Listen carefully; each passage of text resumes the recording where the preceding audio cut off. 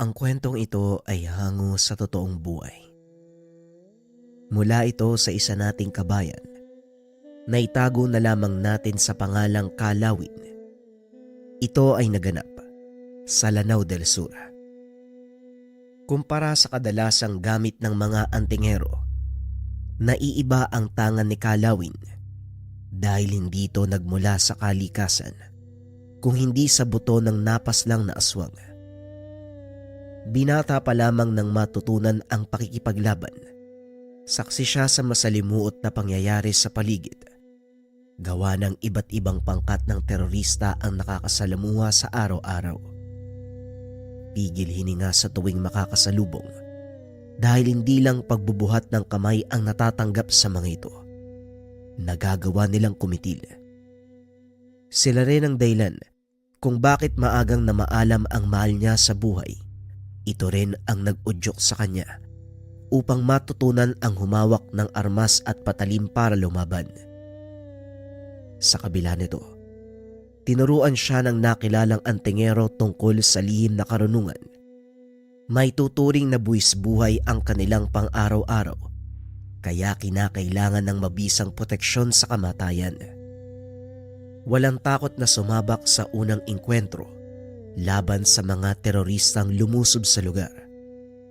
Pero hindi lamang ordinaryong rebelde ang nakasagupa dahil may lahi itong aswang.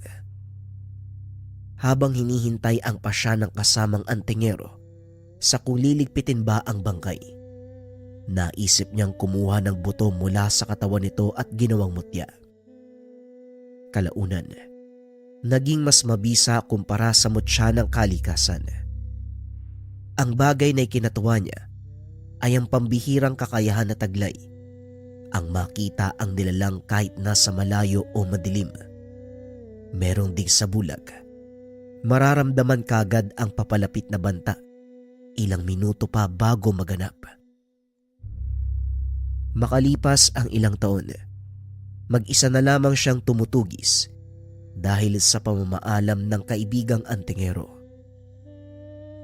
Isang gabi habang nagdarasal sa harapan ng altar, napalingon si Kalawin sa pintuan matapos maramdaman ang malakas na banta ng panganib. Wala itong bahid na amoy ng aswang, kaya nasisiguradong terorista lamang ito. Naghintay siya ng ilang sandali. Nang marinig ang pamilyar na boses, inihanda na ang armas. "Kalawin, alam kong nariyan ka sa loob. Pagbuksan mo ko kung ayaw mong mawasak ang bahay mo." Ugali mo talaga manindak sa disoras ng gabi. Hoy Zoro, bumalik ka sa kuta mo. Hindi kita pagbibigyan kahit isang minuto. Talaga ba? Paano kung sabihin ko, may nakatanim na bomba sa mga kapitbahay? Makakaya ba ng konsensya mo na hindi sila tulungan? Napilitan si Kalawin na patuloyin ang terorista. Mag-isa lamang ito, kaya hindi siya nabahala. Ano ba ang sadya mo? Malagang bagay lamang ang kaya kong pagbigyan. Zoro, kung walang kabuluhan ng iyong sasabihin, pwede ka nang umalis. Kalawin, ipinangalan sa yan ng dati mong kasamang antingero, hindi ba? Lawin, dahil may kakayahan kang makakita sa malayuan. Ngayon, kung gusto mong mailigtas ang ibang tao, papayag ka ba sa iutos ko? Sa natatandaan ko, wala akong tinuturing na amo, kaya wala kang karapatan na utusan ako. Kung gusto mo ang isang bagay, edi ikaw ang gumawa. Maiksi lang ang dala kong pasensya. Makinig kang mabuti, Kalawin. Isang hudyat ko lang. Sasabog ang kapitbahay mo. Kung ayaw mong mangyari ang bagay na yan, gagawin mo ang gusto ko. Nagbuntong hininga si Kalawin. Pinipigilan ang sarili na kaladkarin palabas ang lalaki. Ilang beses niyang nakaengkwentro ang terorista. Alam nito ang tungkol sa kanyang tangan. Sa takot na madamay ang ibang tao ay pumayag na lamang siya.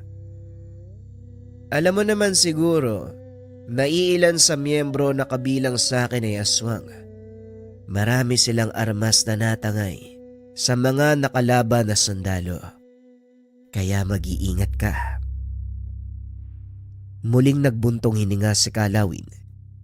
Kapag ganito ang usapan, hindi makatanggi dahil buhay na mga kapitbahay ang nakataya. Ilang beses na itong nangyari. Ginagamit siya ni Zoro upang makamit ang mga bagay na ninanais. Marami ang sakop mong rebelde. Bakit hindi silang utusan mo? Ipinapaalala ko lang din sa'yo.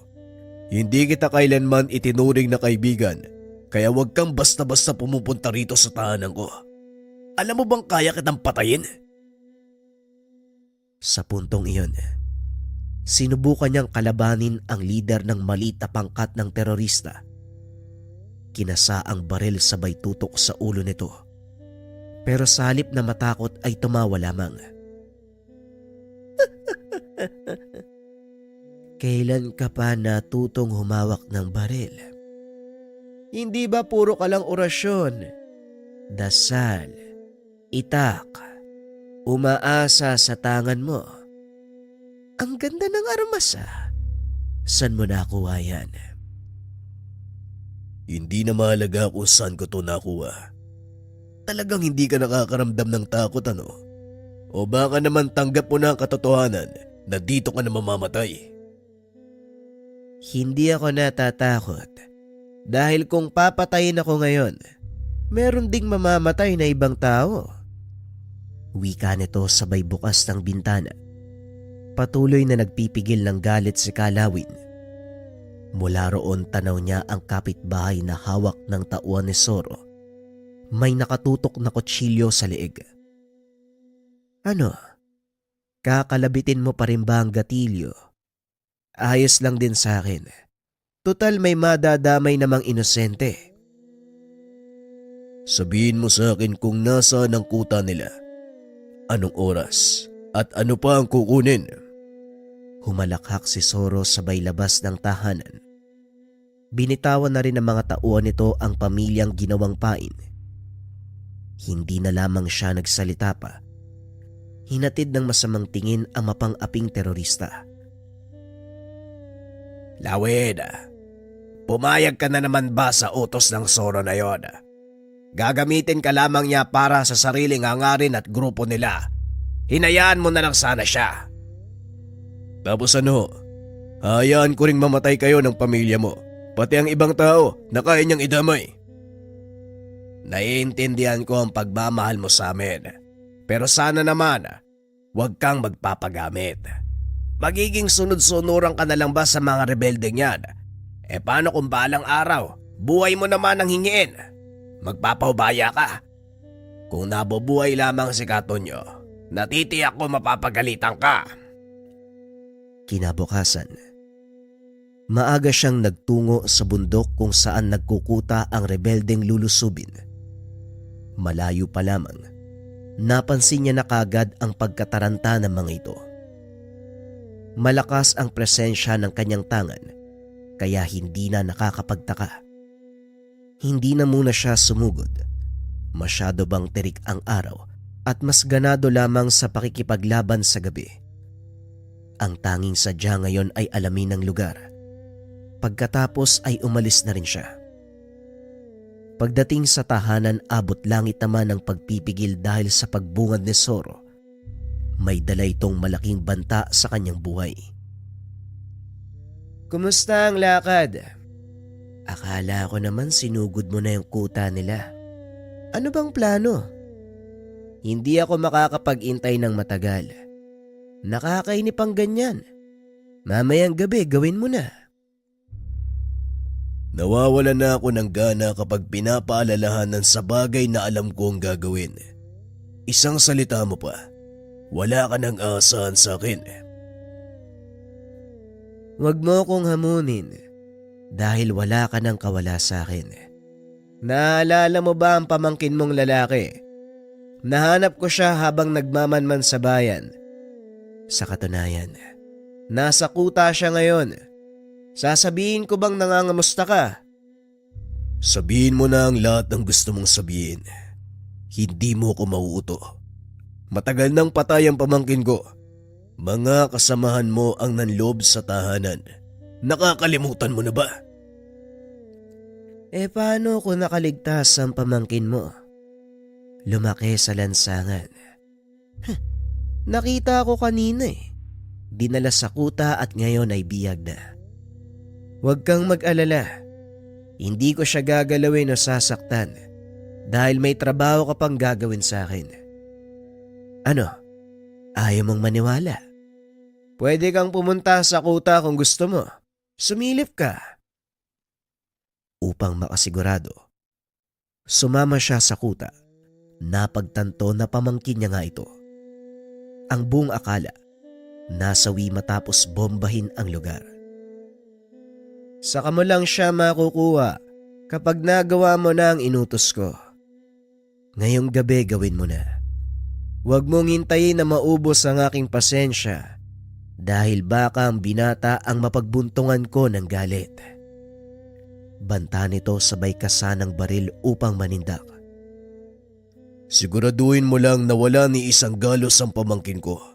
Dahil kapag meron, hindi ako magdadalawang isip na patayin ka.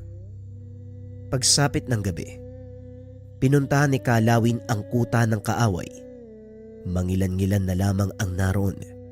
Nagsialisan ang karamihan para maghanap ng mabibiktima. Hindi to umabot ng 10 at 3 sa kanila ang may lahi.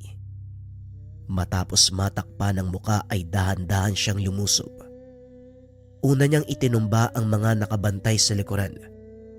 Tao lamang ito, kaya ang ginawa ay pinatulog lamang. Sunod ay ang 2 aswang. Pinagsabay niya at dahil naunahan sa pag-atake, walang kahirap-hirap na naibagsak.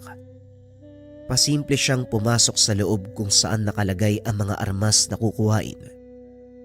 May aswang doon na nakabantay, pero hindi siya napansin. Hindi na nag-abalang sugurin. Binalingan niya ang kahon na pinaglalagyan ng mga baril at dahan-dahan itong hinanda para tangin. Tangka na sanang aalis nang humarang ang nilalang. Sa pagkakataong ito, nakapagpalit ng anyo, mabangis na humarap sa kanya. Hanga rin ako sa pangkat na to. Nagsama-sama ang aswang at mga taong ubod ng kasamaan. Mabuti na gawa mong pigilan ng sarili na wag sunggaban ng kasamaang tao mo. Wika ni Kalawin. Sumugod ang nilalang bilang sagot. Nakahanda na rin ang antingero. Pinagbigyan ang nilalang. Nawasak ang mga kagamitan sa loob sa naganap na bakbakan. Parehong ayaw magpatalo at parehong malalakas. Nasira ang mga upuan at mesa, maging ang dingding ng barong-barong sa paulit-ulit na pagtilapon ng 2. Sa kabila ng sagupa ang nagaganap, wala ni isang napuruhan. Si Kalawin ay protektado ng tangan, samantalang maagap sa pag-ilag ang aswang, kaya hindi natatamaan ng talim ng antingero. Ayos mahusay ka. Hindi na ako magtataka kung bakit tumagal ang grupong ito. Malaking laban ang magkaroon ng miyembrong katulad mo. Napapaisip tuloy ako kung ilang inosenteng tao at sundalo ang napatay mo. Pero baka ito na ang huli mong pagkakataon. Kaya ibuhos mo na ang lahat ng makakaya. Muling nagtuos ang 2. Hindi na pinalampas ni Kalawin ang pagkakataon na mapuksa ang nilalang. Binilisan niya ang kilos upang maunahan ito at makalipas ang ilang sandali. Bumulagta na lamang ang aswang. Bali ang leeg. Bumulwak ang dugo sa bibig. Matapos masaksak sa lalamunan. Bilang regalo sa pangkat, sinunog niya ang buong kuta. Hinayaan sa apoy ang bangkay ng mga halimaw, samantalang itinali sa puno ang katawan ng mga ordinaryong terorista. Dala ang mga armas. Dumiretso siya sa kuta ni Soro. Malawak ang pagkakangisi nito. matapos makita ang naglalakihang baril. Ayos to ah. Pakawala ng biyag. Nagawa ng maayos ng antingero ang trabaho niya. Kalawin, etong sayo. Maswerte ka. May nahuthut kami sa mga sibilyan kanina. Tanggapin mo yan. Inabot ni Soro ang perang papel na nakabuhol ng lastiko. Hindi niya ito tinanggap. Sa halip ay hinila palabas ang pamangkin. Kalawin, hindi pa itong huli nating pagkikita. Pero baka matagalan bago ako dumalaw ha. Ipapaalala ko lang. Wag na wag kang magsasabi kahit kanino dahil alam mo ang mangyayari sa kapitbahay mo. Tandaan mo, nasa iyong kamay ang buhay nila, kaya wag kang magkakamali. Wika ni Soro. Hindi na lang ito pinansin dahil paulit-ulit nang naririnig ang ganong banta. Lumipas ang ilang araw. Patuloy pa rin ang panggugulo ng mga terorista sa iba't ibang lugar. Hindi na halos makalabas ang mga tao sa kanilang tahanan sa takot na madali ng ligaw na bala. Si Kalawi naman, ibinuhos na lamang ang oras sa pagdarasal at pag-aasikaso sa pamangkin na maraming taon nang hindi nakakasama sa pag-aakalang patay na ito. Tiyo, Kalawin pala. Ipinagpapasalamat ko nagkita tayo muli. Akala ko rin po patay na kayo pagkatapos ng bombahan eh. Nga po pala, habang nasa kuta ko, narinig ko yung usapan nila eh. May binabalak silang lusubin na grupo na may miyembrong aswang. Ikaw ang gagawing bitag. Tiyo, bago yun mangyari, bakit hindi mo na lang sila patayin lahat? Total, masama naman ang mga yun ah. Kaysa patuloy ka nilang gamitin, unahan mo na lang. Ginawa ko na yan noon. Kamuntikan na silang maubos. Pero nahuli ako ni Soro. Binantaan gamit ang buhay ng mga kapitbahay natin, ng mga kababayan. Mga inosente sila at hindi ako makakapayag na madamay. Hayaan mo, may binabalak naman ako eh. Maaaring nagpapagamit ako, pero soli, sila din ang matatapos. Tiyo, hindi ko po maintindihan eh. Bata pa ako na magkahiwalay tayo eh. Pero hanggang ngayon po, hindi ko alam kung bakit Kalawin yung tawag nila sa'yo. Joselito naman po yung tunay mong pangalan, di ba? At saka, bakit ikaw ang naisipan nilang ilaban sa mga teroristang may lahing aswang? Napatitig na lamang si Kalawin sa kanyang pamangkin. Ngayon lang din napagtanto na sa loob ng maraming taon na hindi nila nasaksiyan ang isa't isa. Maraming naganap. Nakilala ko si Kausa. Dating terorista pero piniling tumiwalag upang mamuhay bilang antingero. Sa kanya ko natutunan na lumaban, hindi lang sa mga rebelde, kundi maging sa aswang. Siya ang nabigay sa akin ng pangalang Kalawin matapos malaman ang kakayahan ko nang makuha ang mutya. Ang kwintas na ito, yari sa buto ng aswang na una ko nakaengkwentro. Hindi ko alam kung anong pumasok sa isipan ko eh. Basta, kinuha ko na lang. Biglang naging isang malakas na mutya. Binigyan ako nito ng pambihirang kakayahan na makita ang kalaban.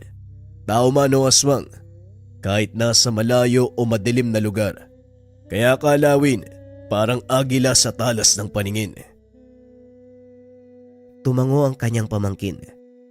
Nagpatuloy ang usapan. Hanggang sa maintindihan nito ang tungkol sa pagiging antingero. Sa kalagitnaan ng pag-uusap, bigla itong napatigil nang maramdaman ang paparating na panganib. Kaagad niyang pinatago ang binata habang siya ay naghahanda. Lumipas ang ilang sandali. Nakarating na sa kanilang tahanan ang mga ito. Boss, sigurado ko dito umuwi yung lalaki lumusob sa kuta natin kanina. Mabuti nga, nakatakas pa ako nung isa-isa niyang pinagpapapatay yung kasama natin eh. Sa tingin ko, hindi ordinaryong tao ang lalaking yun. Nagawang matalo ang miyembro nating may lahi. Ang natangay niyang armas ay dinala sa kuta ni Zoro. Sigurado ko magkasabwat ang dalawa. At ang lalaki isang antingero. Bombay na lang kaya natin yung bahay. Kung sa kuta ni Zoro hinatid ang natangay na armas, ibig sabihin lamang ginamit niya ang lalaking ito. Kilala natin si Zoro. Ugali niyang gamitin ang lahat ng mapapakinabangan. Umatras tayo. Huwag nating guluhin ang lalaki. Biktima lamang siya. Si Zoro ang puntahan natin. Nakahinga si Kalawin sa naging pasya ng mga terorista. Hindi niya ito inasahan, pero ipinagpapasalamat na din dahil hindi magugulo ang gabi at walang madadamay. Tiyo, dapat na talagang itigil ng koneksyon mo kay Zoro. Maging ikaw nasa peligro na oh. Mabuti ngayon naintindihan ng terorista ang kalagayan mo. Paano kung sa susunod hindi na? Napaisip si Kalawin sa sinabi ng pamangkin. Tinitimbang niya ang lahat. At nang makapagpasya, hindi na makapag-antay na mangyari ang binabalak. Jose, konting oras na lang matatapos na rin ang paggamit sa akin ni Zoro. Kung magtatagumpay ang terorista sa paglusob, makakawala na ako sa banta niya. Sa ngayon ang pinanghahawakan ni Kalawin, ang tagumpay ng kalabang terorista ng pangkat ni Zoro. Sa muling pagsapit ng gabi, hindi makatulog ang antingero sa banta na nararamdaman. Malakas ito. Hindi siya mapakali at katulad ng inasahan. May lumusob. Hindi terorista kung hindi aswang. Nagmamadali siyang lumabas upang masundan ang amoy ng nilalang. Nakita na rin niya ang mga figura nito doon sa may kabundukan. Malayo pa pero tanaw na. Pagkarating, bumungad kagad ang takbong binibiktima ang mga sibilyan at ang kanyang kinagulat ay naroon si Zoro. Mga batang ihahandog ko dahil yan ang gusto nyo, hindi ba? Siguro sapat na ito. Kung sasali kayo ngayon din, linggo-linggo, may makakaing laman at dugo. Hayop ka, Zoro. Maging ang mga bata dinamay mo sa kalokohan. Ngayon mas nagkaroon ako ng rason para patayin ka. Nagulat si Zoro sa biglaan niyang pagsulpot. Ikaw pa ang may ganang magalit, gayong ikaw ang dahilan kung bakit nalagasan kami. Hindi ka malinis magtrabaho. Hinayaan mong may makakita nung nilusob mo ang kuta ng kaaway ko. Ngayon binalikan kami at inatake. Mabibilang na lamang sa daliri ang natira. Masisisi mo ba ako kung gusto ko maganap ng panibagong miyembro? Ayos din naman to, hindi ba? May lahi na ang aking iniimbitahan para hindi na kita guluin pa. Ayaw mo ba yun? Isa lang ang gusto kong gawin ngayon, Zoro. Yun ay patayin ka at ibaon sa hukay kasama ng mga tauhan mo. Kagad sumugod si Kalawin. Naging alisto ang bagong kasama ni Zoro. Humarang ang mga ito matapos makapagpalit ng anyo. Nagsitakbuhan ng iba. Hila-hila ang mga batang iaalay sana. Itinodo niya ang pakikipagbakbakan. Walang sinayang na oras. Lumipas lamang ang ilang sandali. Nagsibulagta sa lupa ang mga aswang. Sa pagkataranta ng iba, nagpaputok sila. Ibinuhos ang lahat ng balang kargada pero wala ni isang bumaon sa katawan ng antingero. Sa takot ay kumaripas ng takbo. Tatakas na rin sana si Zoro pero nahawakan sa braso at binalian pa. Kalawin, patawarin mo ko. Patawarin mo ko. Hinding-hindi na ako uulit. Huwag mo lang akong patayin. Pagmamakaawa nito. Sa kalagitnaan ng pag-inda ng nabaling braso, binalian din ng paa upang hindi na makalakad. Ang tagal kong nagtiis sa'yo. Hindi ko alam sa ganitong paraan ka pala lalambot. Mag-aari-arihan ka pa. Nabalian ka lang ng braso, maaray ka na. Huwag mo akong itulad sa'yo. Hindi ka tinatablan. Ordinaryong tao lang ako. Mangmang!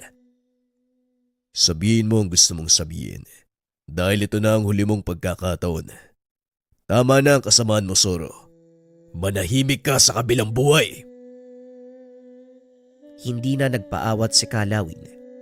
Paulit-ulit na sinuntok si Soro hanggang sa mawasak ang bungo. Bilang panapos, binaril niya gamit ang sarili nitong armas upang masigurado. Pagkatapos iniwanan niyang nakatihaya sa kabundukan. Ilang linggo ang lumipas. Nanibago si Kalawin sa kapayapaan ng paligid. Wala nang pagsalakay ng aswang. At higit sa lahat, walang Soro na paulit-ulit ng gugulo sa kanya. Nagsisisi rin siya dahil naniwala sa banta nito na papasabugin ang mga kapitbahay sa sandaling kakalaban. Pero yun pala, palabas lamang ang lahat ng ito. Walang nakatanim na bomba.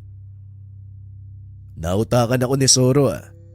Sana pala, inalam ko kung gaano katotoo yung sinasabi niya. Napahaba tuloy yung pagtitiis ko. Ay nako, Tombira, may lakas ka nga. Mahina naman yung utak mo. Ayos lang po yan, Tiyo. Ang mahalaga, wala na si Soro. Yun nga kaso hindi maalis sa isip ko ang tagal kong nauto. Nakakainis talaga. Binigyan nga ako ng kakayahan. Ang hina naman ng utak ko. Hindi naman siguro mahina yung utak mo, Tiyo. Baka sadyang mabuti lang yung puso mo. Ayaw mong madama yung ibang tao.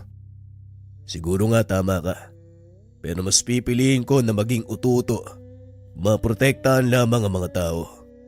Hindi ko kayang isakripisyo ang buhay ng mga inosente para lamang sa maling galaw ko. Kung sakaling meron mang bagong Soro ang lumabas, mas magiging mapagmatsyag ako. Mas magiging maingat. Isang bagay lang masisiguro ko. Hindi masasaktan ng mga kababaryo hanggat nandito ako sa ating kuta. Maraming salamat sa pakikinig ng ating kwento. Ang susunod nating istorya, mga kabayan, ay isang bagsak. Ang kwentong ito ay hango sa totoong buhay. Mula ito sa isa nating kabayan na itago na lang natin sa pangalang Dan. Walang eksaktong taon. Kalibo Aklan. Nakakapagod pala talaga magbungkal ng lupa. Hindi ba natin pwedeng itanim na lang ng direkta yung mga buto ng kalabasa? Wika ni Dan. Hindi pwede, Dan. Kailangang maluwag ang lupa habang tumutubo ang kalabasa para kumalat ng maayos ang ugat at lumaki sila ng maayos. Wika ng kanyang lolo na si Lolo Abel. Bakit naman yung mga ligaw na damo? Tumutubo naman ng maayos kahit hindi mo inaalagaan. Di ba dapat pareho lang sila? Ganito kasi yan. May kakayahan silang pangalagaan ng sarili laban sa ibang pananim. Kaya nilang mabuhay ng hindi nakadepende sa pag-aalaga ng mga tao. Dahil, ano ko ba ipapaliwanag to? Dinisenyo sila sa ganung paraan. Samantalang ang mga kalabasa at ibang pananim natin sa bukid, walang ganong kakayahan. Pagpapaliwanag ni Lolo Abel. Hindi naman po yata patas yun, Lolo. Kung yung ibang tanim, dinisenyo sa ganong pamamaraan, bakit hindi na lang lahatin? Akala ko ba, lahat ng ginawa dito sa mundo pantay-pantay? Pero bakit ganon? Magkakaiba sila. Muling tanong ng paslit. Natawa na lamang ang matanda. Hindi na nito sinagot pa ang katanungan ng apo. Nang mga panong iyon, 10 taong gulang si Dan. Namumuhay kasama si Lolo Abel na isang magsasaka. Bukod sa paghahalaman, napakadami nitong alagang baka at kalabaw. Iniwan ng mga magulang ang paslit nung 2 taong gulang pa lamang ito. Kinakailangan nilang magtrabaho upang mabigyan ng sustento ang bata. Kaso nga lang, sa kasamaang palad, Naghiwalay ang mag-asawa. Nagkaroon ng sari-sariling pamilya. Nakalimutan na si Dan. Hindi na ito binalikan pa ng ina. Naawa si Lolo Abel dahil wala nang mag-aaruga sa paslit. Minsan na itong kinuha ng pamilya ng ama. Ngunit pinagmamalupitan ito, lalo na kapag hindi nakakapagbigay ng sustento. Nalaman ito ng matanda nang minsang bumisita. Nanlumo nang makita ang sitwasyon ng paslit. Kaya nagpa siya ito na kupkupin na lang si Dan. Inako ang responsibilidad ng mga magulang. Pinalaki ng maayos ang bata. Masasabing hindi naman salat sa pangailangan ang matanda. Malawak ang taniman. Maraming alagang mga hayop. Sa katunayan, isa sa pinakamayamang magsasaka sa kanilang lugar ang matanda. Ngunit sa kabila ng karangyaan, pinili nitong mamuhay ng simple sa isang maliit na dampa. Hindi lang basta magsasaka si Lolo Bel. Kilala ito bilang mahusay na manggagamot. Bagaman hindi gaanong tumatanggap ng pasyente, may mga taong makakapagpatunay na may kakayahan nitong magpagaling ng mga karamdaman. Marami ang nagtataka. Marami ang naiinggit sa matanda. Kaya naman, madalas na pagdidiskitahan ng mga walang magawa ang kanyang mga alagang hayop. Ngunit hindi nagtatagal. Kinakarma ang mga ito na parabang may kung sinong gumagante para sa matanda. Minsan magkasama ang maglolo habang nagpapakain ng mga alagang manok. Tumakbo si Dan papunta sa kulungan ng mga baka upang tignan ang mga maliliit na guya. Tuwang-tuwa ang paslit sa tuwing nakikitang tumatakbo ang mga munting baka sa malawak na damuhan. Ngunit ng mga sandaling iyon, napansin ni Dan na kulang ng 2 ang mga guya. Dali-dali itong pumasok sa torel upang tignan. Baka hindi lang nakalabas ang mga ito. Ngunit nang lumo ang paslit, nang makitang nakahandusay sa lupa ang 2 nawawalang guya. Bumubula ang bibig ng mga ito na tila nakakain ng lason. Tinignan ni Dan ang paligid. Napansin nito ang isang makamandag na ahas. Dali-daling tumakbo ang paslit upang ipaalam sa matanda ang nangyari. Sigurado ka ba sa sinasabi mo? Paanong magkakaroon ng ulupong sa lugar na ito?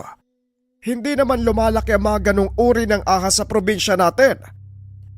Hindi po ako pwedeng magkamali. Yun po yung ahas na nakita ko sa libro namin eh. Tapos ang sabi pa nga po, makamandag daw po yung mga ganong ahas. Bilisan niyo po lolo, baka may makagat pang ibang hayop. Tugon ng paslit. Dali-daling naglakad ang matanda papasok sa torel ng baka. Nakita nga nito ang 2 guya. Nakahiga na sa lupa. Hinanap ni Lolo Abel ang kinaroroonan ng ahas. Nakumpirmang ito nga ay isang ulupong. Sino naman kaya ang nagpakawala ng ahas na yan dito? Nung nakaraan, balingayaw. Ngayon naman ulupong.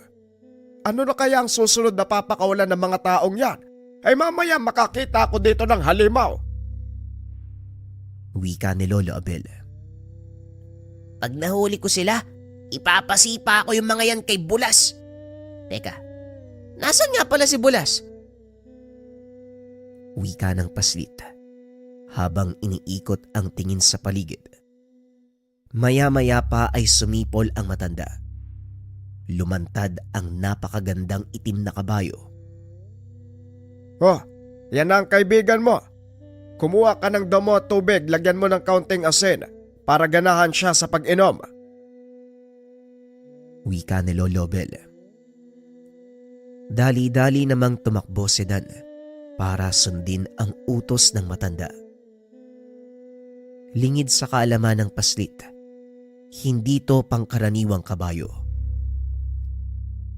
Mukhang may nangyayari na hindi maganda sa Torel. Ano ang may paglilingkod ko sa'yo, Tandang Abel? Wika ng kabayo. Walang nakakaalam na isa itong maharlikang tikbalang na naging gabay ng matanda. Simula nang tanggapin niya ang pagiging manggagamot. May 2 guya ang napatay. Sa pagkakataong ito, ulupong ang kanilang ginamit. Tugon ni Lolo Abel. Sumusobra na sila. Masyado mo kasing pinapabayaan ang mga taong yon. Bakit hindi mo ko hayaang turuan sila ng leksyon? Bulas, para naman tayong bago ng bago eh. Alam mo sa iyong sarili na hindi naman dapat patulan ng mga ganong tao. Sa oras na gawin mo ang bagay na yan, parang wala ka ng pinagkaiba sa kanila. Tugon ni Lolo Abel. Nakita ng matanda na paparating si Dan, kaya sinabihan niya ang gabay na huwag mag-iingay. Huwag lang silang magkakamali na saktan si Dan. Sa oras na gawin nila ang bagay na yon, hindi ko sila mapapatawad. Wika ng nilalang. Sabay lapit sa bata na may dala ng balde ng tubig. Meron ding hila-hila si Dan, kariton na may laman na binungkos na dayami. O ayan Bulas, kumain ka na. Sariwa pa yung mga dayami na yan ha. Kaya paniguradong masarap yan. Wika ng paslit. Pinagmamasdan ito habang kumakain ang alagang kabayo. Samantalang si Lolo Abel naman, napakalayo ng tingin. Nagulat na lang ito nang biglang hilahin ng paslit ang hawak niyang sombrero. Ikaw talagang bata ka. Palagi mo kong ginugulat ah. Ano, tapos na bang kumain si Bulas? Tanong ni Lolo Abel. Opo.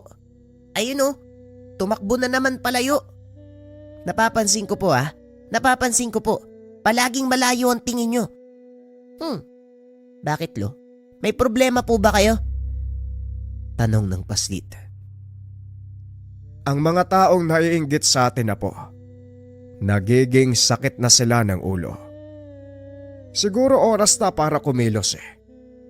Halika, bumalik na tayo sa kubo. Pakawalan mo ang mga aso sa bandang ito para may kumahol kung sakaling pasukin tayo. Wika ni Lolo Abel. Sinunod ni Dan ang utos nito. Pagsapit ng gabi habang naghahapunan, narinig ni Dan ang pagkahol ng mga alaga na nasa kulungan ng baka.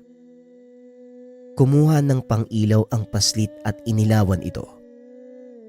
Nakita ng paslit ang mga alagang aso. Nakaharap sa bahagi kung saan makapalang damo. Itinutok ni Dan ang ilaw kung saan nakatingin ang mga aso. Doon ay napansin ng bata ang isang pares ng mata. Nakatago ito sa makapal na talahib habang nagmamasid sa paligid. Lo, parang may nakita akong mata ng tao dun oh. Dun sa kinakaulan ng mga aso. Wika ng paslit. Sigurado ka ba, iho? Baka naman isa lang yan sa mga alaga nating kambing. Lolo, hindi ako sigurado kung sa kambing yung mga matang yun eh. Mapula po kasi. Parang sa butiki.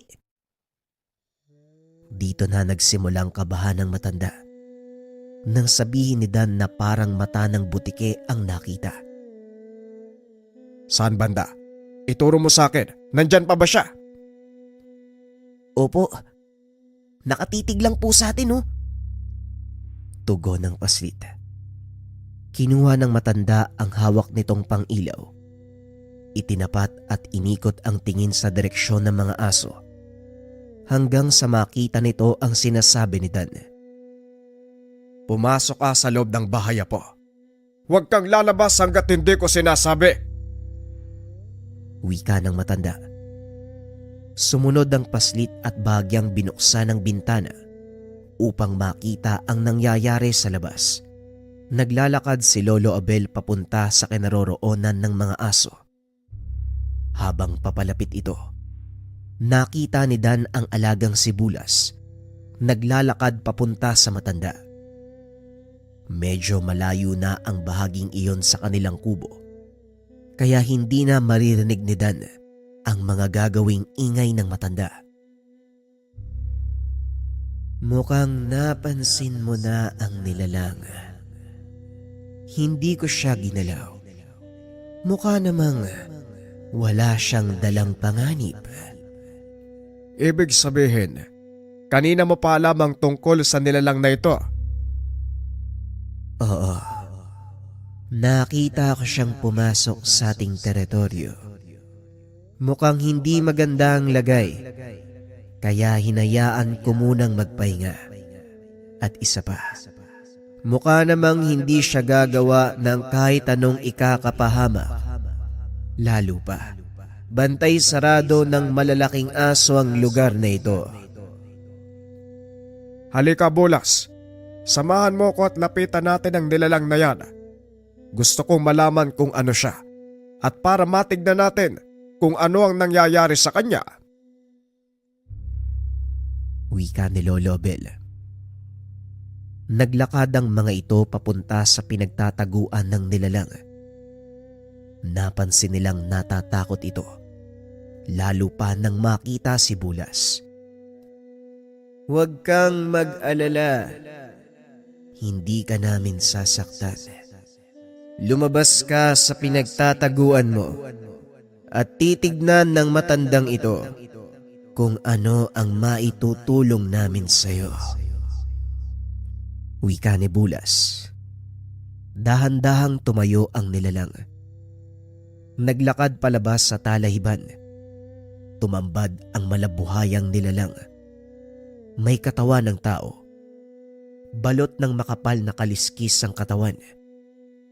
Nakita ni Mang Abel na may nakatarak na palaso sa tagiliran ng nilalang.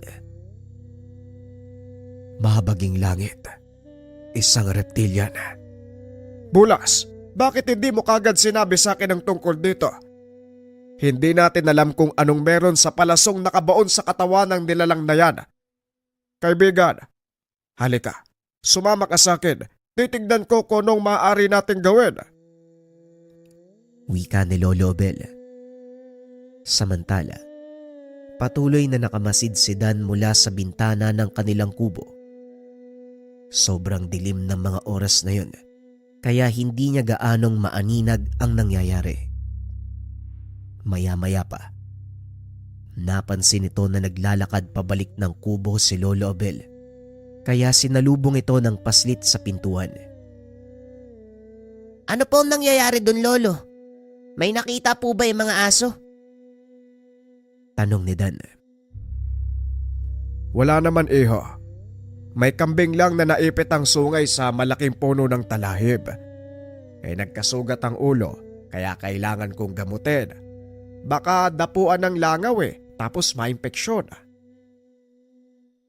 Wika ng matanda. Sabay kuha ng mga gamit sa panggagamot. Akmang susunod na sana palabas ng tahanan ang paslit, nang bigla itong pigilan ni Lolo Abel. Gusto ko pong makita yung kalagayan ng kambing, Lolo. Mahamog na sa labas. Baka magkasakit ka pa. Bukas mo na lang tignan. Sige na, maglinis ka na ng katawan at matulog. May pasok ka pa bukas. Wika ni Lolo Abel. Hindi naman na nangulit pa si Dan. Sinunod nito ang utos ng matanda.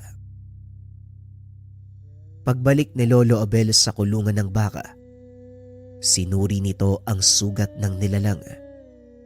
Napagtanto na ang palasong ginamit nagtataglay ng malakas na lason na maaaring pumatay sa isang engkanto.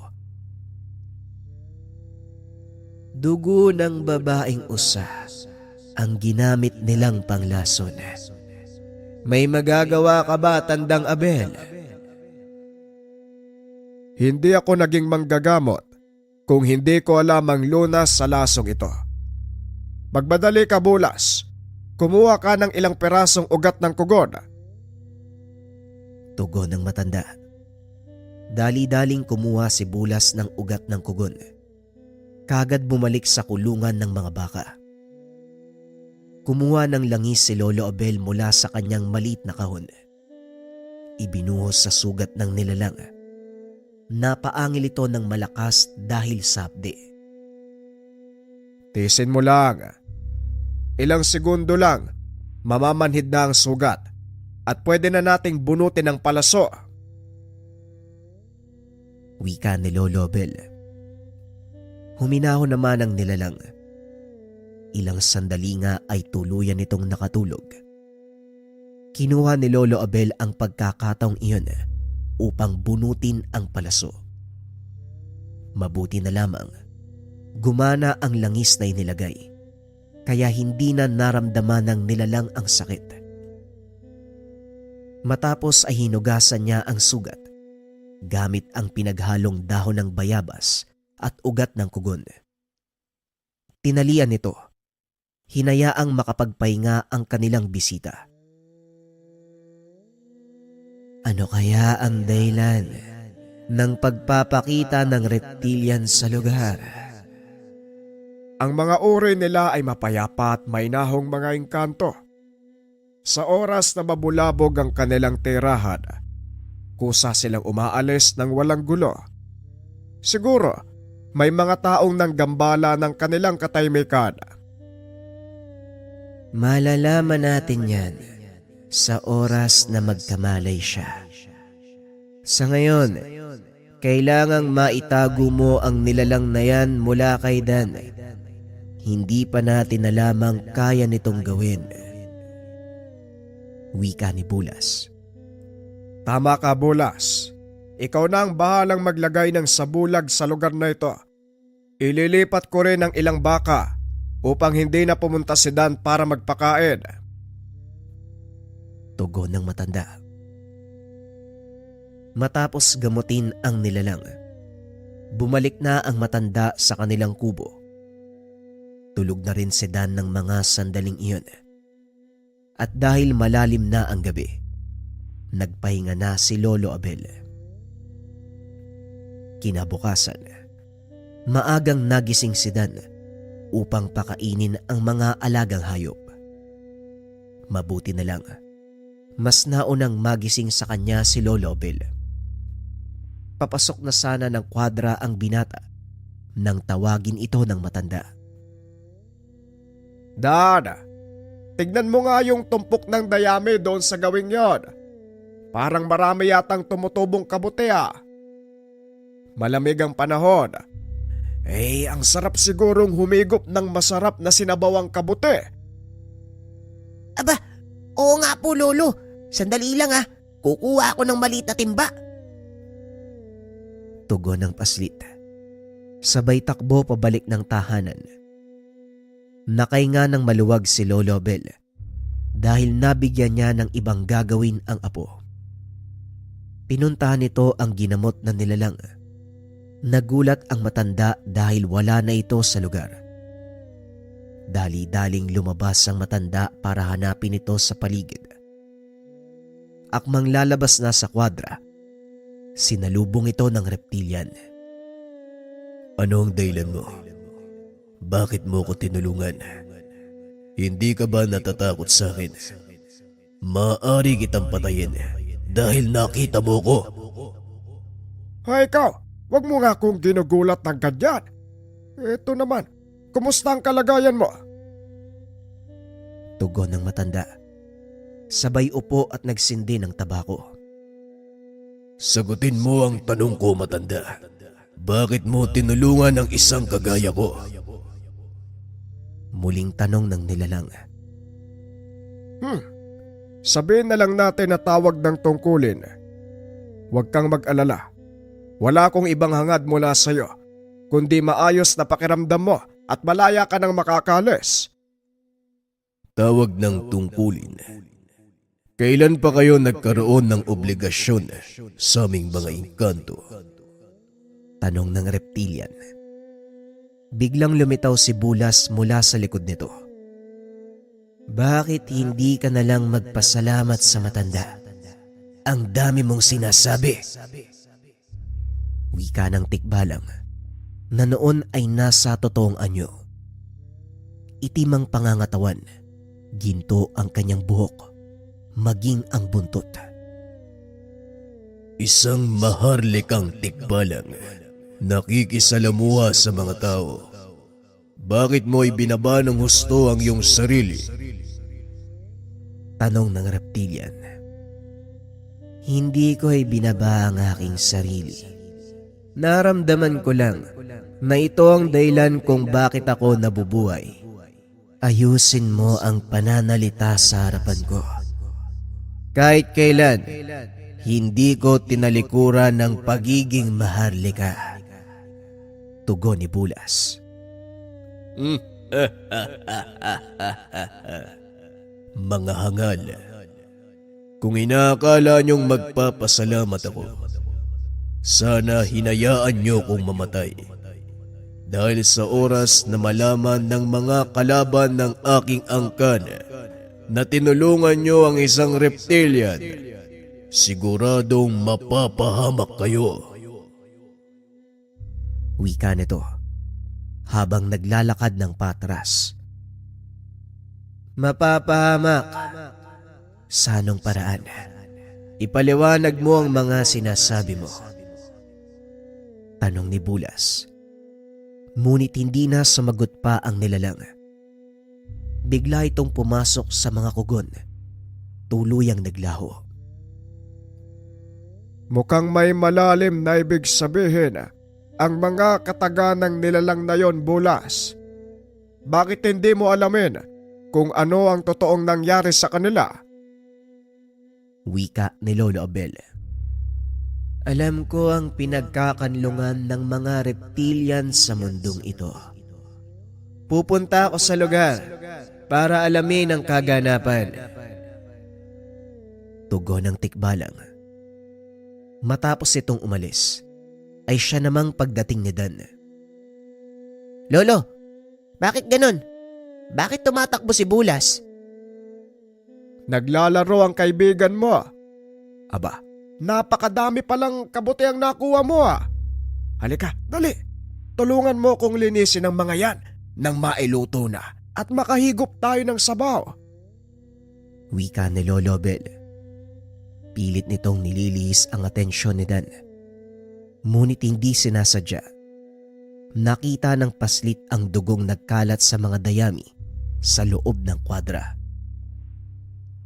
Sandali lang po, Lolo. Bakit may mga dugo sa kwadra natin? Ano pong nangyari sa baka? Tanong ng paslit. Mukhang may nanganak na mga inahin . Baka kagabi. Hindi ko pa kasi naiikot ang buong Toril . Mamaya hahanapin ko sila. Wika ni Lolo Bel.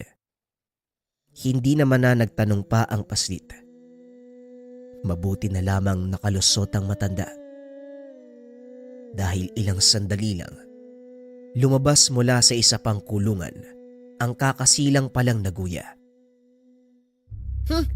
Mukhang hindi mo na siya kailangang hanapin, Lolo. Ayan po sila, oh. Wika ni Dan habang itinuturo ang mag-inang baka. Aba, oo nga ano. Oo siya. Pabayaan mo na muna silang mag-ikot. Halika na. Wika ni Lolo Bel. Nakahinga ng maluwag ang matanda. Ang buong akala nito, malalaman ni Dan ang kanyang sikreto. Kinagabihan habang natutulog ang paslit. Dumating si Bulas. Dali-daling lumabas ang matanda upang salubungin ito. Masamang balita, Tandang Abel. Mukhang tama ang sinabi ng reptilian. Sinalakay nga ang kanilang kanlungan at hindi tao ang may gawa, kundi pangkat ng mga aswang. Wika ni Bulas. Paano mong nalaman na pangkat ng mga aswang ang sumalakay sa kanila? Naroon pa sa lugar ang ilan sa mga aswang at biyag ng mga ito ang kababaihan, maging ang mga batang reptilian. Sa tingin mo, Bulas, ano ang dahilan ng pananalakay ng mga aswang sa angkan ng mga reptilian? Isa lang ang nakikita ko, Tandang Abel. At yun ay ang matagal ng hidwaan sa dalawang lahi. Kung matatandaan mo, nagsimula ang sigalot sa pagitan nila dahil sa agawan ng teritoryo. Sa kasamaang palad, sakop ng pinagtatalunan ng dalawang lahi ang lugar na ito. Tugon ng tikbalang habang masinsinang nag-uusap ang dalawa. Biglang nagsalita mula sa likuran ng puno ang reptilian na kanilang tinulungan. Hindi lang dahil sa teritoryo ang pinag-aawayan namin. Meron pang mas malalim na dahilan. Pinatay ng mga aswang na yon ang anak ng aming hari. Kaya naman nagdeklara ito ng digmaan laban sa mga aswang. Sa kasamaang palad, wala kaming sapat na lakas para manalo sa laban. Kaya hawak nila ngayon ang aming kanlungan at ang ilan sa aming mga kaanak. Maswerte lang akong nabuhay at nakaligtas. Ang palasong ginamit sa'yo ay gawa ng isang magaling na manggagaway. Ang ibig sabihin nito, meron silang kasapakat na manggagaway. Kasapakat. Kung ang tinutukoy mo ay si Tandang Remigio, hindi lang siya basta kasapakat. Siya ang namumuno sa mga aswang na sumalakay sa amin. Napatayo sa kinaupuan ng matanda nang marinig ang pangalan ni Tandang Remigio. Anong sinabi mo? Si Remigio ang namumuno sa kanila. Sigurado ka ba? Tanong ni Lolo Abel. Yan ang narinig kong pangalan ng kanilang pinuno. Hindi ko rin alam kung bakit nanaisin ng isang tao ang makisali sa gulo ng mga engkanto, elemento at nilalang. Isa lang ang dahilan, kapangyarihan. Karapatang pamunuan ang ilang malalakas na angkan ng mga elemento. Gaya ng mga aswang. Simula pa man noon, talagang hayok na sa kapangyarihan si Remigio. Ang akala ko nga, patay na ang manggagaway na yan. Wika ni Lolo Abel. Ano ang balak mong gawin, Tandang Abel? Tanong ni Bulas. Wala tayong gagawin, Bulas. Hanggat hindi siya nagdudulot ng problema sa aking bukirin, wala silang magiging problema sa akin. Sa ginawa niyong pagtulong sa akin, damay na kayo sa hidwaan. Pasensya na, Tanda, mukhang napasama pa ang paggagamot mo sa sugat ko. Sana, hinayaan mo na lang akong mamatay. Wika ng reptilian. Hindi ko naman maaaring hayaan na mamatay ang isang nilalang sa loob ng aking teritoryo. Damay kong damay. Mas mabuti na ngang ganito ang nangyari at nalaman kong buhay pa si Remigio. Mukhang nangangailangan ito ng malakas na mga kasangga. Hayaan mo kong tumulong, Tandang Abel. Ito ang sinumpan kong tungkulin sa iyong ama noon. At ngayon, isa sa katuparan ko naman ang sayo. Hindi sasapat ang puwersa niyong dalawa, lalo na ikaw, Tandang Abel. Masyadong malakas ang pinagsamang puwersa ng mga aswang, pati na rin ni Tandang Remigio. Wika ng reptilian. Huwag kang mag-alala. Kilala ko ang Caracas na Remigio. Alam ko ang kahinaan niya. Kaya kung maaari bumalik ka sa mga kalahi mo. Balaan sila. Magpahuli ka kung kinakailangan para makarating sa kanila ang babala. Sa kalagitnaan ng pag-uusap ng tatlo, bigla namang nagsalita si Dan. Lolo, sino po yung mga taong yan? Bakit po?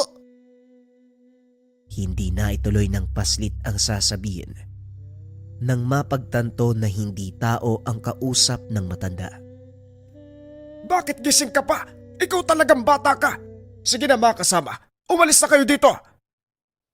Wika ni Lolo Bel. Nakatulala lang si Dan ng mga oras na yun. Hindi ito nagsasalita. Dan, apo, ayos ka lang ba? Anong nangyari sa'yo? Niyuyugyog ng matanda ang paslit hanggang sa makabalik ito sa wisyo. Si Bulas po ba yung nakita ko kanina? Bakit po naging tao yung kalahati ng katawan niya? Ay nako, mukhang wala na ako magagawa kung hindi sabihin sa iyo ang katotohanan. Makinig ka, Dan. Si Bulas ay isang maharlikang tikbalang. Siya ang gabay ko. Gabay? Bakit po may gabay kayong engkanto? Muling tanong ng paslit.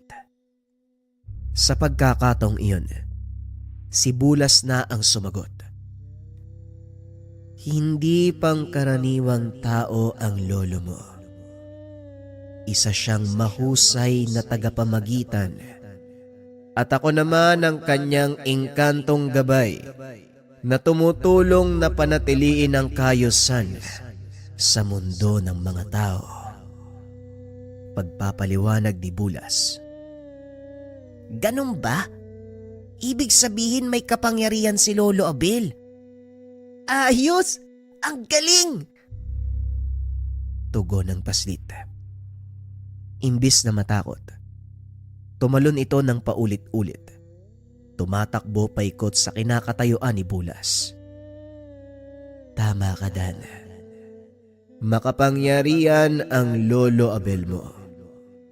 Ewan ko nga ba kung bakit hindi niya sinasabi sa'yo ang bagay na ito. Hindi pa kasi tamang pagkakataon at panahon. Bulas, wala na tayong magagawa. Tadhana na mismo ang naglantad sa aking sekreto. Ngayong alam mo na ang katotohanan. Mangako ka, Dan, wala kang pagsasabihan ng tungkol sa lihim natin. Wika ng matanda. Tumangulang ang paslit bilang pagsang-ayon sa sinabi nito. Magdamag siyang nakipaglaro kay Bulas. Masayang apo mo sa nalaman niya. Hindi nauubusan ng enerhiya ang bata kung hindi pa sumikat ang araw. Wika ni Bulas habang kalong-kalong ang tulog na si Dan. Naloko na. Hindi na naman makakapasok ng paaralan ng batang yan. Bueno, maaaring ikaw na lang ang magdala sa kanya papasok sa bahay, Bulas. Wika ni Lolo Abel. Binuhat ng tikbalang ang paslit. Dinala ito sa loob ng tahanan. Matapos ay bumalik kay Lolo Abel upang makipag-usap. Malaki ang nakikita kong potensyal sa apo mo, Tandang Abel. Wala akong naramdamang takot sa kanya. Simula nang makita niya ako, maging ang reptilian. Likas sa kanya ang pagiging matapang. Alam ko. Ngunit hanggat maaari, gusto kong iiwas si Dan sa masalimuot na buhay na pinasok ko. Kaso nga lang, mukhang nakatadhana din ang bata na maging kahalili ko. Balang araw, siya mismo ang papalit sa aking tungkulin. Wika ni Lolo Abel. Lumipas ang ilang araw. Wala namang nangyaring kakaiba. Nagpatuloy lang sa mga gawain ang maglolo. Sa kabila ng katotohanan na may kasama silang hindi pangkaraniwang nilalang, tila nasanay na din si Dan sa presensya ni Bulas. Unti-unti na ding tinuruan ni Lolo Obel ang bata sa mga gawain bilang isang manggagamot. Ito ang unang hakbang na kailangan mong matutunan. Dapat marunong kang manggamot. Nang sa ganon, kung sakaling magtamo ka ng pinsala, kaya mong gamutin ang sarili mo. Wika ni Lolo Obel. Ang hirap naman po kasi ng pinapagawa niyo, Lolo. Hindi ko pa maintindihan yung mga salitang nakasulat sa maliit na libro. Hindi ba pwedeng palakihan yung mga letra dito? Ang liliit. Walang madali sa buhay, apo. Sa ngayon, magaan pa ang iyong dinadala dahil bata ka pa. Kalaunan, mauunawaan mo ang sinasabi ko. Kaya habang bata ka, sikapin mo ang matuto. Nang sa ganon pagdating ng panahon, hindi ka mangangapa at magagampanan mo ng maayos ang mga tungkuling nakaatang sa balikat mo. Wika ni Lolo Obel. Tungkulin. Gaya po ng ano, Lolo? Pag-aalaga ng mga hayop dito sa bukid? Kayang-kaya ko po yun. Wika ni Dan. Ang pag-aalaga sa mga hayop natin ay isa lang sa mga responsibilidad mo. Kung tutusin, hapaw pa ito. May mas malaki ka pang tungkuling kailangang gampanan. Darating din ang panahon para sa iyo, po. O siya, ipagpatuloy mo na ang pagbabasa ng mga dasal na yan. Wika ni Lolo Obel. Matapos ay iniwan na nito si Dan. Pwede namang direktang ituro sa kanya ang mga pamamaraan. Bakit hindi na lang yon ang gawin mo? Tanong ni Bulas. Mas maganda kung matututo si Dan sa sarili niyang pamamaraan. Nang sa ganon, siya mismo ang makahanap ng paraan at solusyon sa mga problemang pwedeng makaharap. Wika ni Lolo Obel. Nagpatuloy ang pag-aaral ni Dan. Sa kabila ng murang edad, determinado itong matutunan ang mga gampanin ni Lolo Obel. Hanggang isang gabi, isinama siya nito sa kagubatan. Kabilugan ng buwan ng mga oras na yon, kaya medyo maliwanag ang paligid. Panahon pa rin ng tag-araw, kaya naman nagkalat ang napakaraming alitaptap sa mga puno. Huwag kang gagawa ng ingay dahil sagrado ang lugar na ito. Sagrado, Lolo? Bakit naman po? At saka nasan po ba tayo? Di ba pumasok lang tayo sa gubat? Bakit parang ibang mundo na to? Napansin mo din pala. Tama ka, po. Nasa ibang dimensyon tayo. Nandito tayo ngayon para daluhan ng kapanganakan ng mga lambana. Nanlaki ang mga mata ni Dan dahil iba ang pumasok sa isipan nito. May manganganak, Lolo? Hindi ba nakakahiya yun? Iba ang nasa isip mo. Ang mga lambana, hindi isinisilang kagaya ng mga tao. Ngunit mapanganib para sa kanila ang maiwang walang nagbabantay. Tignan mo ang maliit na lawang iyon. Pagpapaliwanag ni Lolo Obel habang tinuturo ang lawa na puno ng malalaking bulaklak. Hindi pa namumukadkad ang mga ito. Ayon sa matanda, sa mga bulaklak na ito isisilang ang mga munting lambana. Kailan po magsisimula yung pagsilang nila? Kapag ang buwan ay nasa sentro na ng kalangitan, doon magsisimulang mamukadkad ang mga bulaklak na yan. Lalabas mula sa mga ito ang mga bagong lambana. Wika ni Lolo Bel. Maya-maya ay nagdatingan ang maliliit na nilalang. Nabalot ng liwanag ang paligid, dahilan para maakit ang iba pang mga elemento. Naglabasan mula sa mga puno ang napakapangit na mga nilalang. Isa-isang lumusong sa lawa ang mga ito. Ngunit hindi nila magawang makalapit dahil sa mga maliliit na nilalang na umaatake sa kanila. Sila naman ang mga lamang lupa na kinakatakutan ng mga lambana. Kinakain nila ang mga bagong silang na sanggol. Kaya karamihan sa mga ito, hindi na nagagawang makaligtas. Kung ganun lolo, bakit hindi po natin sila tulungan? Wika ni Dan. Dumampot ito ng patpat. Sinimulang paghampasin ang mga lamang lupa. Pinalibutan ng mga ito ang paslit. Akmang kukuyugi na nang biglang dumating si Bulas. Sa isang hampas ng kamay nito, nagsipagliparan ang mga nilalang. Hindi na muling bumalik sa lawa. Ilang sandali pa ay tuluyan ng sumikat ang buwan. Isa-isang namukadkad ang mga bulaklak. Dinaluhan ito ng mga lambana. Tumambad kay Dan ang maliliit na sanggol. Matingkad ang liwanag ng mga ito. Napakalamig sa tenga ng mga munting iyak. Umikot sa lawa ang paslit. Pinagmasdang mabuti ang unti-unting paglabas ng pakpak ng mga munting sanggol. Ilang sandali lang ang nakalipas. Lumipad na ang mga ito at pinalibutan si Dan. Tuwang-tuwa ang paslit sa napakagandang tanawin. Ngunit nanlumo ito nang biglang naglaglagan ang matatandang lambana. Lolo, bakit po sila nalalaglag? Ano pong nangyayari?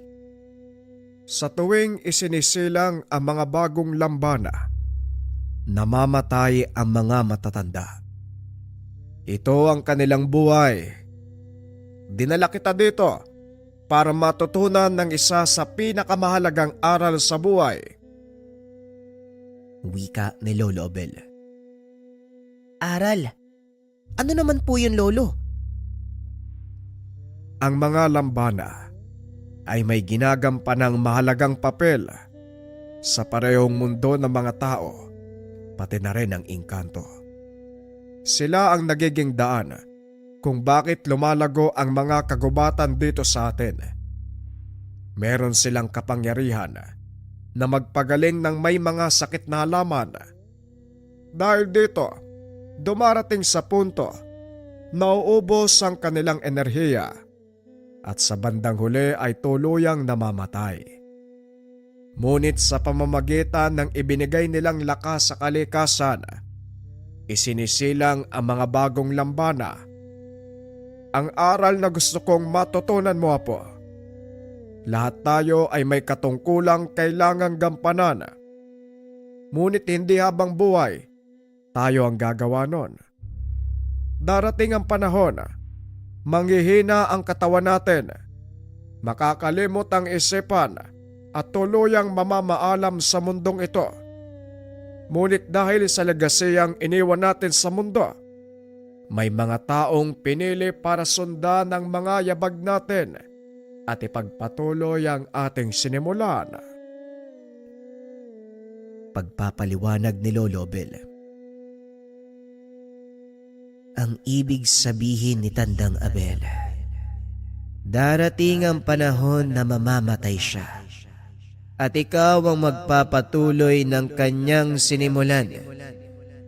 Kaya kanya hinahanda dahil may mabigat na responsibilidad na nag-aantay sa iyo. Wika ni Bulas. Nauunawaan ko, Bulas.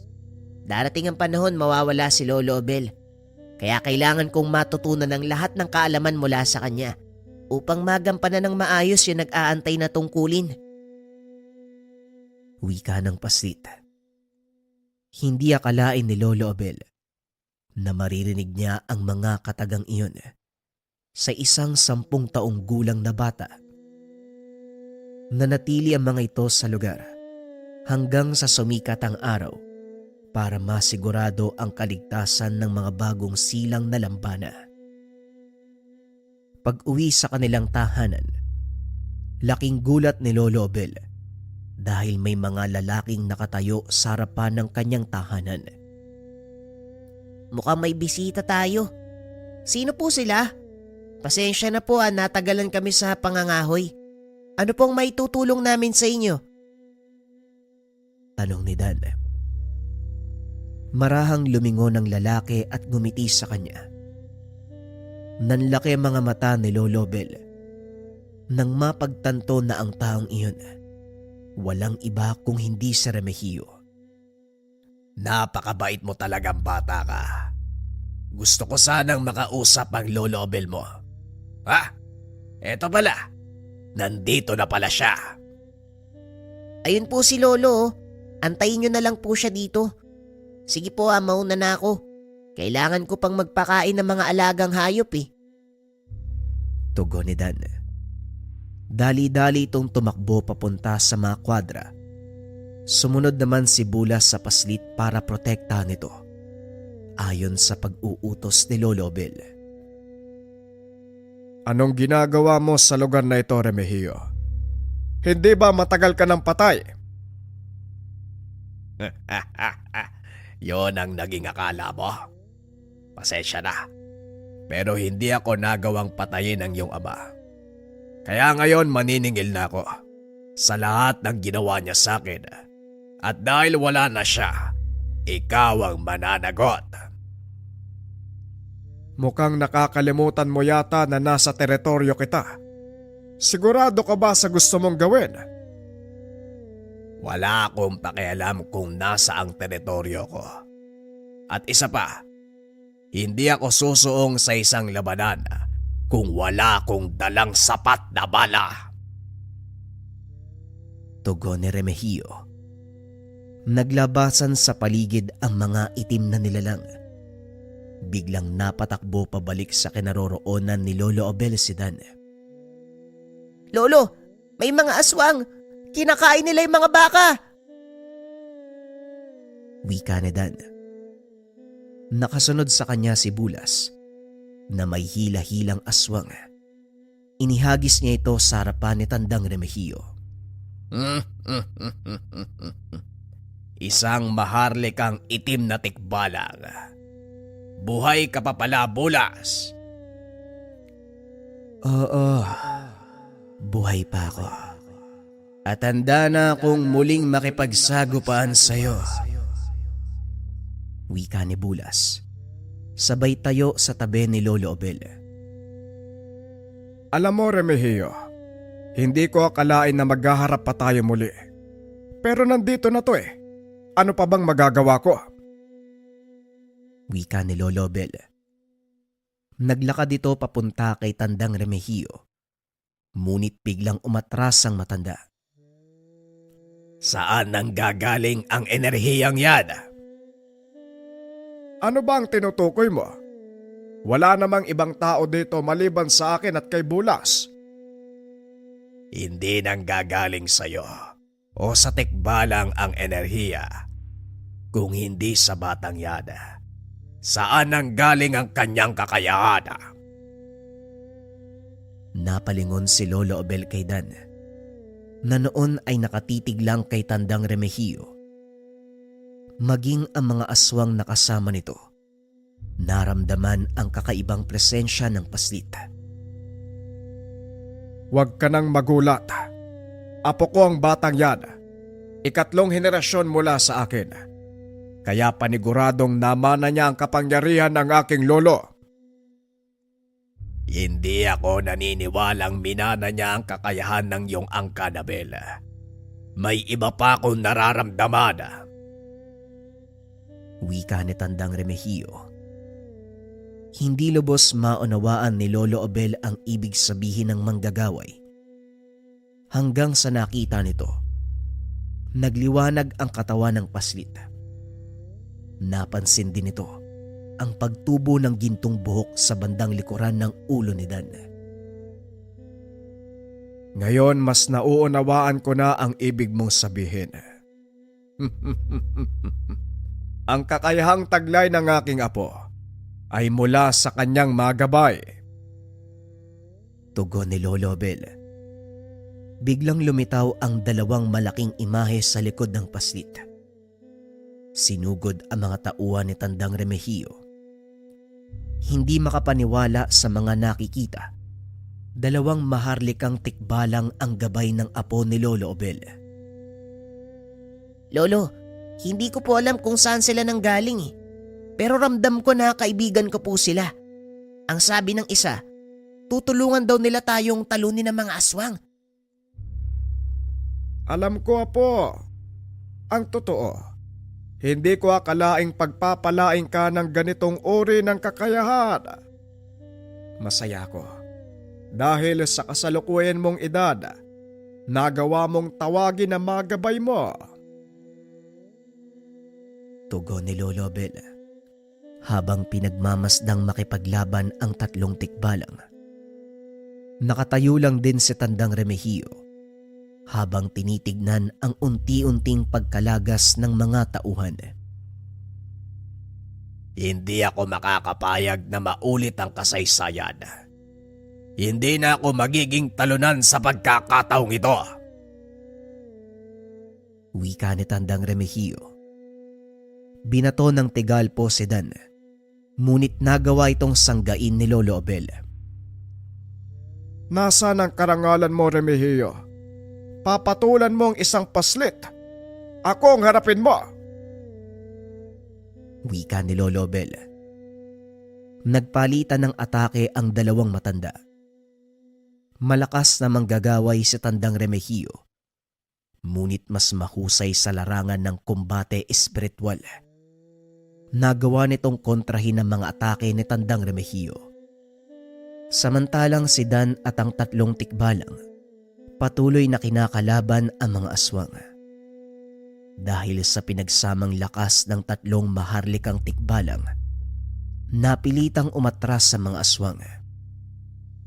Bilisan mo, Dan. Sumakay ka sa likuran ko.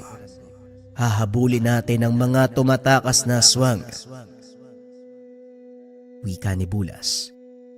Dali-daling tumalon ang paslit sa likod ng tikbalang habang nagbabago ito ng anyo. Mag-iingat po kay Lolo ah. Huwag niyo akong alalahanin. Kasama ko sila Bulas. Wika ni Dan. Habang papalayo sakay ni Bulas, nasundan nila ang mga aswang papunta sa kanlungan ng mga reptilian. Nakita nila ang mga ito. Sinasaktan ang mga kawawang nilalang. Nakaramdam ng matinding awa si Dan, lalo na sa mga batang reptilian. Marahang ibinaba ni Bulas ang paslit. Ano ang gusto mong gawin sa mga aswang na yan? Wala kayong ititira. Ubusin silang lahat. Wika ni Dan. Walang pagdadalawang isip na sumugod ang mga tikbalang. Pinagpapapatay ng mga ito ang mga aswang hanggang sa walang matira. Samantalang sa panig naman ni Lolo Abel, patuloy nitong sinasagupa ang mga atake ni Tandang Remigio. Sa mga oras na ito, siguradong wala nang natira sa mga alagad mo. Ginalit mo ng husto ang aking apo. Hindi basta-basta matatalo ang mga aswang. Lalo na, ilang tikbalang lang ang makakasagupa nila. Pag-uusap ng dalawa. Napahinto ang dalawa sa paglalaban nang makita ang mga reptilian naglalakad papunta sa kanilang kinaroroonan. Tapos na ang laban, Remigio. Sumuko ka na. Tanggapin ang pagkatalo mo. Wika ni Lolo Abel. Ngunit may katigasan ang ulo ni Mang Remigio. Hindi ako magpapatalo sa'yo. Sa pagkakataong ito, ako ang mananalo. Wika ng matanda. Sabay bato ng tigalpo kay Lolo Abel. Sinangga ng matanda ang atake nito. Ibinalik sa kanya. Dahan-dahang nanigas ang katawan ni Tandang Remigio hanggang sa napalo dito sa lupa. Tanggapin mo ang sarili mong atake. Namnamin ang parusang dulot nito. Wika ni Lolo Abel. Matapos ay biglang sumabog ang ulo ni Tandang Remigio. Nagsigawan ang mga reptilian nang makita ang pagkatalo ng kalaban. Hindi nyo alam kung gaano katagal naming minithi ang kalayaan. Malaki ang pasasalamat ko sa inyo. Habang buhay naming tatanawing utang na loob ang sakripisyo ng pagtulong. Wika ng reptilian. Matapos ay nagpaalam na ang mga ito upang bumalik sa nasirang kanlungan. Ang pangyayaring iyon ang nagbukas ng kakayahan ni Dan. Pinaglinang ito ng paslit hanggang sa sumapit sa wastong gulang. Pinili ng binata ang daan sa pagiging manggagamot. Marami ang natulungan nito, kaya naman hindi na tumutol si Lolo Abel. Nararapat lang ang pinili mong daan na po. Sa totoo, ito ang pinakanais ko para sa iyong ina. Kaso nga lang mas pinili niyang mamuhay sa syudad. Hindi ko naman masisisi ang iyong ina dahil sa nakikita ko ngayon sa iyo. Walang duda. Ito ang tadhanang nakalatag sa buhay mo. Wika ni Lolo Abel. Nang mga sandaling ito ay nakaratay na ang matanda. Binata na din si Dan. Ito ang nagpapatuloy ng lahat ng gawain ng matanda. Hindi ko po mararating ang ganitong antas kung hindi dahil sa inyo, Lolo. Malaki po ang pasasalamat ko dahil hindi nyo pinagkait sa akin ng mga kalaman. Hindi na ako magtatagal po. Alam nating pareho na nasa dapit hapon ako. Ikaw, sumisikat pa lang ang araw para sa'yo. Kaya sana, wag na wag mong sasayangin ang buhay mo. Ilaan mo ito sa mas makabuluhang gawain. Ipinangako ko sa inyo noon na ipagpapatuloy ang sinimulan nyo. Kasama na doon ang paggawa ng kabutihan sa kapwa nang walang inaantay na kapalit. Malaki ang tiwala ko sa iyo, Apo. Ako ang nagpalaki sa iyo. Kaya kilala kita at alam kong mabuti kang tao. Gawin mo ang nararapat.